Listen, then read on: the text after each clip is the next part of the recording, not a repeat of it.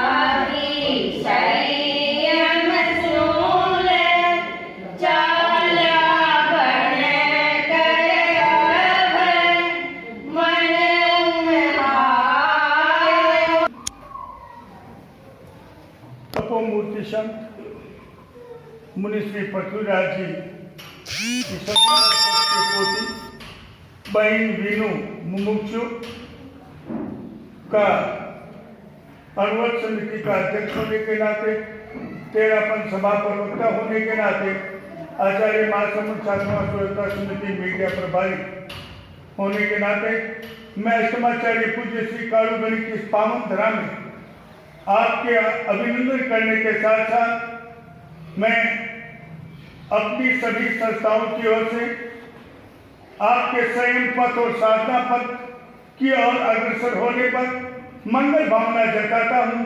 और आपके उत्तरोत्तर विकास की कामना करता हूं। इसी के साथ मैं आमंत्रित करूंगा छापर तेरापन सभा अध्यक्ष एवं आचार्य महाश्रमण छात्र महास व्यवस्था समिति के वरिष्ठ उपाध्यक्ष सम्माननीय विजय सिंह जी सेठिया।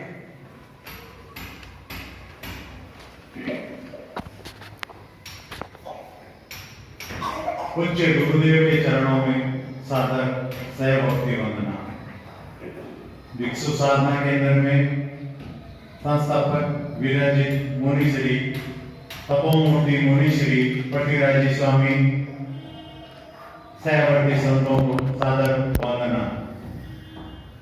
आज पूज्य कालगुणी की धरा पर हम लोग बहुत तेरापन समाज पूरा तेरापन छापर समाज बड़ी हर्ष की अनुभूति कर रहे हैं कि एक मुमुक्षु बहन का हम लोग को यहाँ पर मंगल भावना स्वागत कर रहे हैं। मैं तेरापन धर्म संघ की तरफ आपकी जो आगे की यात्रा है वो मंगलमय हो, आप बहुत आगे जाके धर्म संघ में अपना नाम करें। यही हम लोग तेरापन धर्म संघ तेरापन समाज में आपका नाम उज्जवल हो। और मैं ज़्यादा समय नहीं लेते हुए अपनी बात यही समाप्त करता हूँ। इस कार्यक्रम के बाद में एक कार्यक्रम और है दूसरे चरण में, उसकी बात में प्रदीप जी आपको सूचना देंगे। मैं हमारे जो MC जो कार्य जो कर रहे हैं यहाँ पे मास्टर ऑफ सेरेमनी, उनको भी धन्यवाद करता हूँ कि मुझको 2 मिनट का टाइम दिया। ओम नमः। अब मैं प्रस्तुत होने के लिए आमंत्रित करूंगा सम्माननीय मानक जी सकलेचा। गुरुदेव के दर्शन करके 2 दिन हमने गुरुदेव से प्रेरणा पाते लेकर यहाँ आज अष्टमाचार्य कालगुणी के पावन भूमि पर हमारा जसौल से तपोमूर्ति मुनि श्री पृथ्वीराज जी के परिवार से ये पृथ्वीराज स्वामी की पोती है विनु संकलेशा सुपुत्री, देवराज संकलेशा सुपोत्री जसराज संकलेशा। हमारे जसौल में संकलेशा नगर वाला 22 घरों का परिवार है। एक ही परिवार है। हम मुनि श्री दादाजी है, मिश्र जी, इनकी बुआ और फिर ये पोती, ये 3 की जोड़ी। और मुनि श्री ने जैसा इसको सीख दी अभी हम बैठे थे, विनय और विवेक तेरापन संघ का सबसे मजबूत पहचान है। विनय और विवेक, विनय और विवेक है तो आगे बढ़ते रहेंगे। जसौल में मुनि श्री धर्मेश कुमार जी, डॉक्टर मुनि श्री विनोद कुमार जी और मुनि श्री यशवंत कुमार जी सुखसता पर विराजमान है। मुनि श्री यशवंत कुमार जी ने भी 31 का पारना 20 तारीख को किया। बहुत मास कमान बहुत सानंद सुनियोजित तरीके से उसके बाद में भी मुनि श्री के सुखसत है। और बात है छापर की, तो मेरे को छापर में कई बार आने का मौका मिला। मुनि श्री आलोक कुमार जी ने कम से कम मैंने 6-7 बार दर्शन किए। उसके सिवाय भी 2013 के पहले तो घड़ी नहीं जाता था, साल में 5-7 बार यहाँ दर्शन होते थे। और सन 88 में गुरुदेव अजय श्री तुलसी का यहाँ मर्यादा महोत्सव था, उस टाइम भी यहाँ दर्शन करने को हुआ था। मैं अपने विनु के प्रति यही भावना करता हूँ कि ये अपने धर्म संघ में तेरापन समाज में भिक्षु बाबा के पुष्पा जी बोल रहे।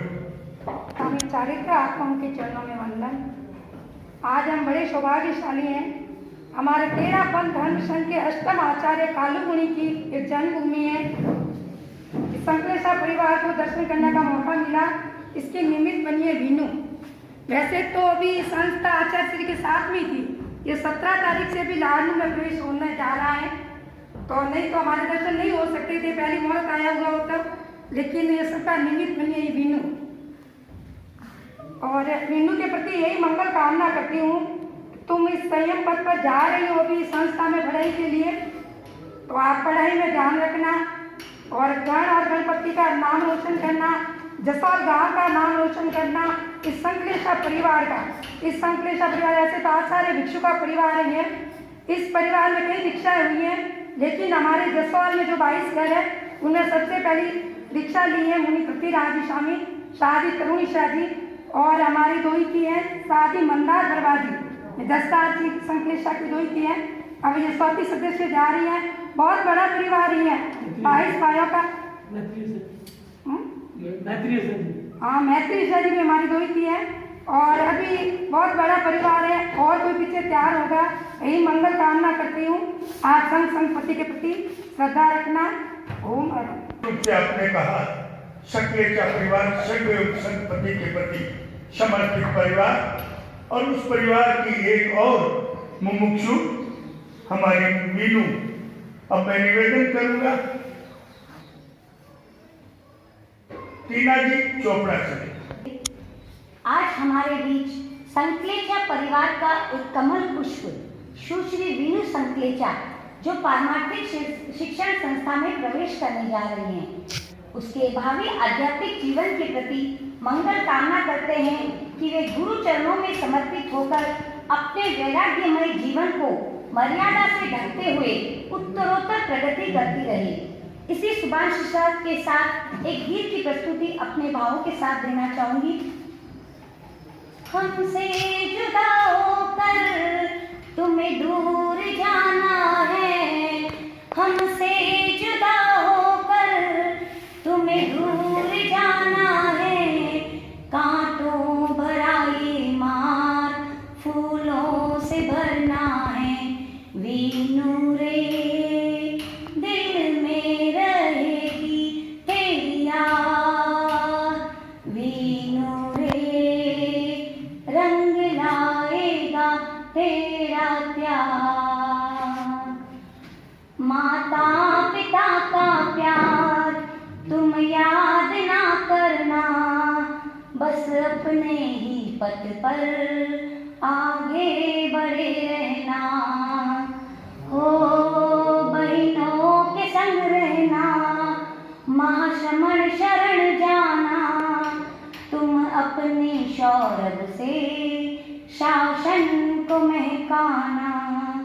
संयम के मणियों से जीवन सजाना है, संयम के मणियों से जीवन सजाना है, कांटों भरा ये मार्ग फूलों से भरना है। वीनू रे दिल में रहेगी तेरी याद, वीनू रे रंग लाएगा तेरा प्यार। गलती हुई हो तो क्षमा चाहे हम लेना, अपना समझकर तुम हमें माफ कर देना। हो है बड़ा प्यारा ये गण का पवन फैलाना, अपने विनय से तुम खुश गुरुवर को करना। संयम के पथ से तुमको विचलित न होना है, संयम के पथ से तुमको विचलित न होना है, कांटों भरा ये मार्ग फूलों से भरना है। वीनू रे दिल में रहेगी तेरी याद, वीनू रे रंग लाएगा तेरा प्यार। हमसे जुदा होकर तुम्हें दूर जाना है, कांटों भरा ये मार्ग फूलों से भरना है, कांटों भरा ये मार्ग फूलों से भरना है।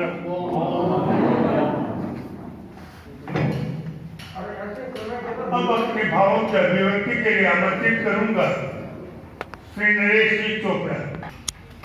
वंदनीय मुनिषी जी, समुपस्थित भव्य जनों, एक बूढ़ी माँ जी चाबी गुम गई थी तो बाहर रास्ते पर ढूंढ रही थी।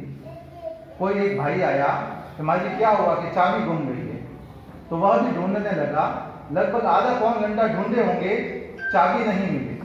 तो उस भाई ने पूछा कि माँ जी चाबी ढूंढ घूमी कहाँ थी, आपको याद है कुछ? तो भाई चाबी तो झोपड़ी में घूमी थी, मगर वहां अंधेरा है इसलिए मैं बाहर ढूंढ रही हूँ। तो अब कब मिलनी है चाबी? कभी नहीं मिलनी है।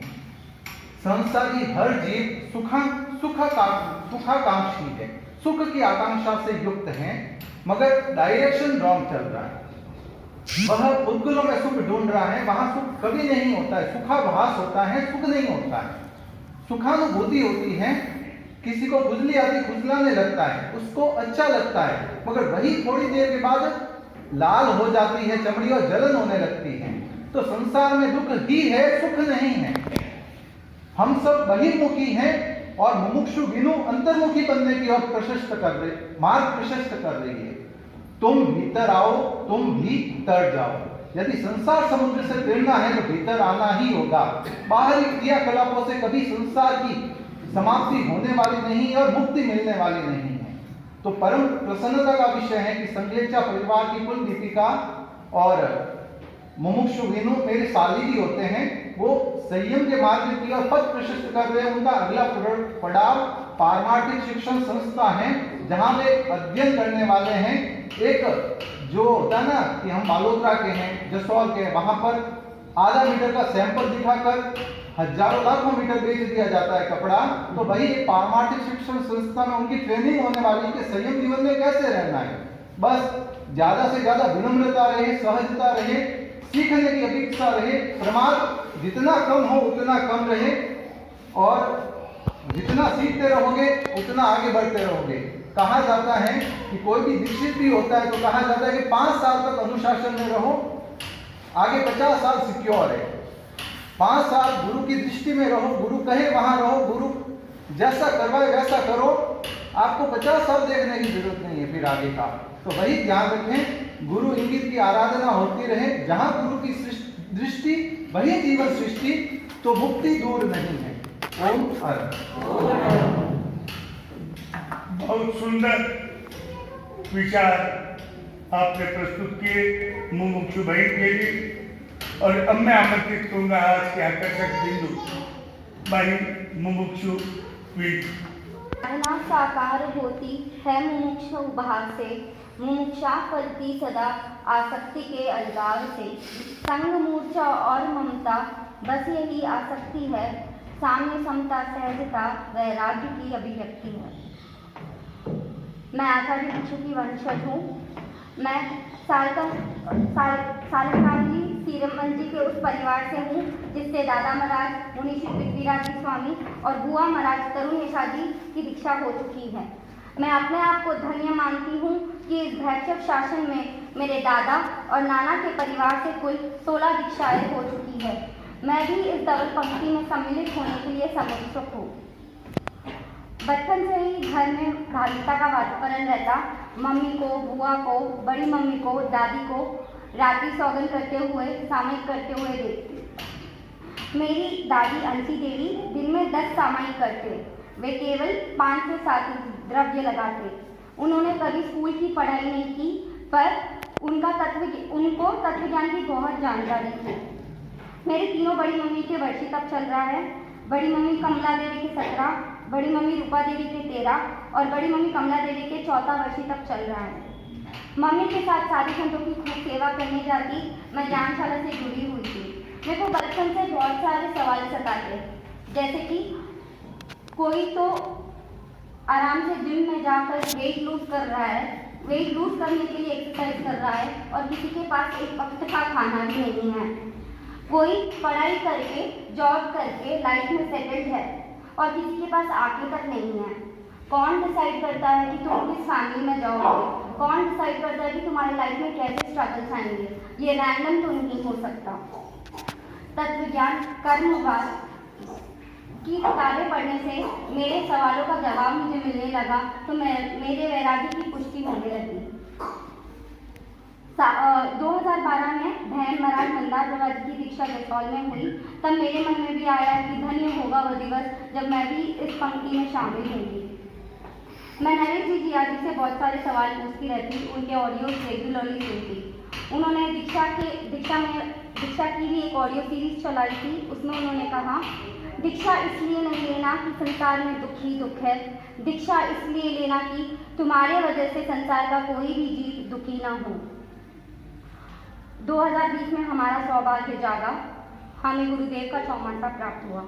मामा महाराज दिनेश कुमार जी स्वामी ने मैं भी कृपा कर लगभग रोज सेवा करवाई। जब मैंने उनसे कहा कि मैं डिसाइड नहीं कर पा रही हूँ कि कौन से रास्ते जाना है, तो उन्होंने कहा, देख जगत की रचना तुम भय अपना रखना। स्ट्रगल तुमको दोनों लाइफ में मिलेंगे, बस इतना याद रखना कि साधु का कष्ट दुर्गति में नहीं लेकर जाता और एक गृहस्थ का कष्ट कभी सुगति में नहीं लेकर जा सकता। 2020 के चातुर्मास में साध्वी मरिया जी मैत्री जी महाराज ने मेरे भावी जीवन का निर्माण की भूमिका का निर्माण किया। मेरा मन पक्का हो गया, फिर फैमिली की परमिशन भी मिल गई, तो वो पल मेरे लिए अनमोल बन गया। आदेश मिलने के बाद काफ़ी लोगों ने मुझे पूछा कि आज जब हर कोई डॉक्टर, इंजीनियर, सीए, लॉयर और आईएएस बनना चाहता है, तो तुम साथी क्यों बनना चाहती हो? मैं उनसे यही कहना चाहूँगी, मैं अपनी आत्मा की डॉक्टर बनना चाहती हूँ। मैं महावीर शासन के उस हॉस्पिटल में एडमिशन ले रही हूँ जहाँ पर पहुँचकर जन्म मरण की रोग की चिकित्सा करवा सकते हैं। मैं सिद्ध शिला की इंजीनियर बनना चाहती हूँ जो संयम रूपी आधारशिला से प्राप्त होता है। मैं कर्मों की चाकर अकाउंटेंट बनना चाहती हूँ। अपने तप रूपी एसेट्स को इंक्रीज कर आश्रम रूपी लायबिलिटीज को कम करना चाहती हूँ। मैं महावीर शासन की लॉयर बनना चाहती हूँ जहाँ पर आगम का न्याय और गुरु की सरकार है। मैं पंच परमेष्ठी की आईएएस ऑफिसर बनना चाहती हूँ जहाँ पर शुद्ध साधना है और जहाँ पर ना कोई जीएसटी है ना कोई नोटबंदी है। मैं संपूर्ण विश्वास मालिक बनना चाहता है, बड़े बड़े इंडस्ट्रीज का, बंगलों का आदि। मैं भी विश्व के सर्वश्रेष्ठ रत्नत्रयी की मालिक बनना चाहती हूँ, सम्यक दर्शन, सम्यक ज्ञान और सम्यक चारित्र की। उसके लिए मैं आज समर्पित हुई हूँ। मैं अंतर्मन कृतज्ञता ज्ञापित करना चाहती हूँ मुनि श्री के प्रति, जिन्होंने मेरे भावी मंगल यात्रा के लिए इस प्रोग्राम का आयोजन किया। उन्होंने मैत्री कृपा कर मुझे सेवा करवाई और गाइडेंस प्राप्त किया। मेरा आभार है सभा के प्रति जिन्होंने इस प्रोग्राम का आयोजन किया। इसी भावों के साथ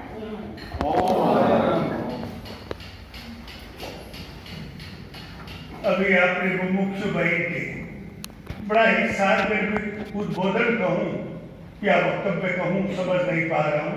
हम सबके लिए प्रेरणा देने वाला, दिल को झंझोर देने वाला उनका ये ओजस्वी वक्तव्य निश्चित रूप से हमें कुछ सीखने को मिलेगा। अब मैं निवेदन करूं, उससे पूर्व एक सूचना देना चाहूंगा। इस कार्यक्रम के ठीक पश्चात हमारे श्रद्धांजलि श्रावक सूरजमल जी नाहटा द्वारा आचार्य पर्व की एक बहुत सुंदर तस्वीर यहाँ वो भेंट करें, उसका अनावरण भी होगा। तो इसके साथ ही मेरा निवेदन मुनि विकास कुमार जी से एक सहमधुर गीतिका के लिए।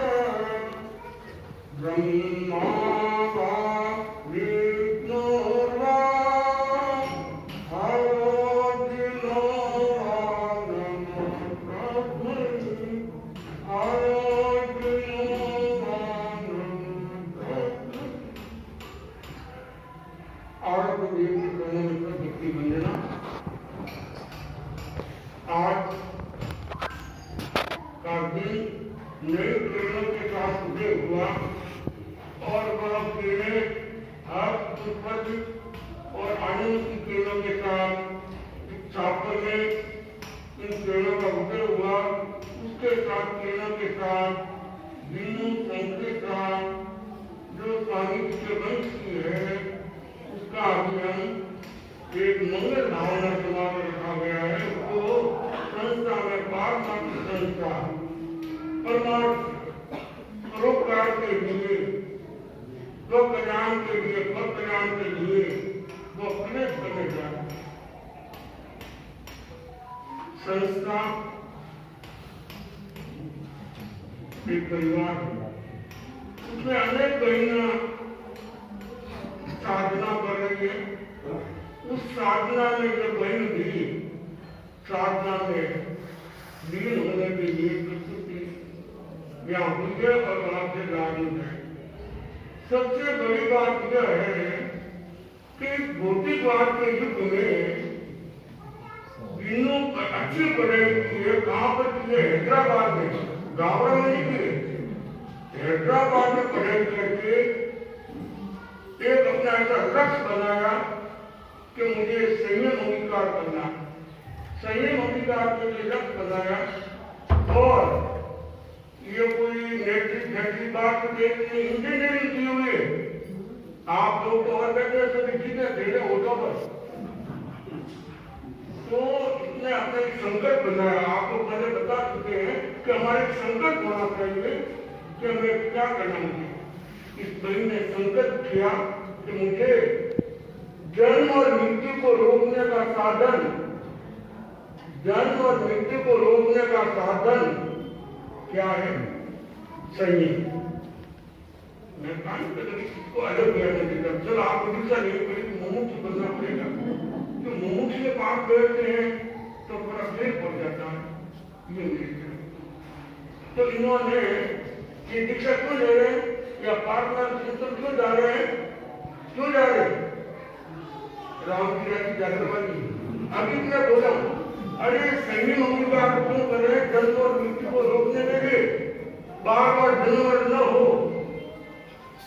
जन्म है दुखदायी है, अनंत काल से जन्म चल रहा है। मगर एक छोटा बच्चा भी बालिका अवस्था से सही को अंगीकार करने के लिए तैयार होता है और एक बुढ़ा 70 साल का 80 साल का है मगर संयम उसके स्पर्श नहीं होता, संयम उसके स्पर्श नहीं होता। ये कारण क्या? कि पूर्व जन्म का प्रयोजन भाव, चारित्र का प्रयोजन होगा तभी वह संयम अंगीकार करेगा। पूर्व भाव में अच्छी पुण्याई की, अच्छा काम किया तब ये संन्यास लेने की बात आ रही। मगर जो हमारे भाई बहन है अंतिम अवस्था में भी भाव बदलते, भाव नहीं बदलते, भाव को बार बार शुद्ध करने की बात करते हैं मगर शुद्ध होते। कारण जैसा खाए वैसा हुए मन, जैसा पिए वाणी वैसे हुए वाणी। जब तक हमारे भीतर में अनैतिकता का अंत जाएगा तब तक संयम अंगीकार होना संभव नहीं लगता है। अनैतिकता का जो हमारी कमाई है वो अनैतिकता की, असंयम की, अप्रमाणिकता की है। तो हमें आवश्यकता है, हमारा चिंतन ये रहे कि हमें क्या करना है? संयम अंगीकार करना है। संयम अंगीकार नहीं कर सकते